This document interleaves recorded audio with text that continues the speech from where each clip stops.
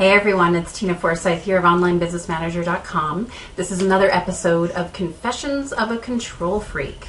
So I had a really interesting moment. Actually, I don't know if it's been a moment as much as it's been something that's kind of been brewing over the past little while but really kind of hit home for me in the past week. And that is that my business really is something a lot bigger than me. I remember when I started working with David Nagel in the fall, who is of course my mentor. He had, at one point I remember him asking me, we were talking about, okay, what do you want to make in your business? What do you want to create here? How much money, specifically how much revenue do you want to make? And, I was throwing out some numbers and he's kind of like, well, why don't you want to create a 7-figure business? And my response to him was, well, I don't know what that would be. Like, what am I going to do with $1 million? I think is actually what I said to him, which of course got quite the reaction. But it occurred to me too when I really started to look into this, right? It's like the idea of making a 7-figure business is not about me. I personally don't need 7 figures.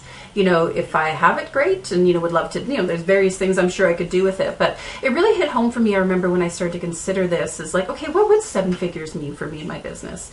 And for me, it means the business becoming so much bigger than me. I consider what are the different things I could create? What are the different ways I could build services and such for my clients? I have some pretty big ideas of some stuff that I want to create this year, which will take an investment. It's going to take an investment of time, money, energy, people, technology and things like that. And that's really because I'm seeing that bigger picture, that bigger vision of my business right now. It's really, quite honestly, in some ways has gotten me shaken up a little bit. And I'm having these moments of like, oh, this thing isn't just about me anymore. I don't know if this means maybe it's a bit of an ego thing or, quite honestly, that probably is part of what it is. I don't really know. I haven't dug too deep with it, right? But I'm having these moments of like, it feels like my foundation's been shaken a little bit. And it's like, oh, what do I do now? Who am I now within all of these changes that are going on in my business, especially as I'm pulling myself out of the day-to-day, right? And releasing that day-to-day management, that day-to-day control, if you will, to my team. It reminded me too of something. Andrea Lee and I wrote this wonderful little book a number of years ago. Money, Meaning, and Beyond is what it's called. Actually, I think we wrote this back in 2006. Can't believe that's been 4 years already. And if you go to moneymeaningandbeyond.com, you can get a copy there, or it's on Amazon as well. But it reminded me too this morning of one of my favorite chapters in there. It's actually chapter 23, which is Riding the Tiger. And Andrea tells a story here. I'm just going to read a couple of bits for you of when she was the general manager of Coachville. And she was working with Thomas Leonard, who of course is the founder of coaching, the father of coaching, if you will. I remember she had a conversation with Thomas at one point, and he said to her, Coachville is like a giant tiger with a tail that thrashes around as it runs back and forth. Riding on its back, you can't control it. You can only ride with it and stay loose. From time to time, you might be able to lean into it with one knee or the other. But whatever you do, if you try to control it, it will break your back.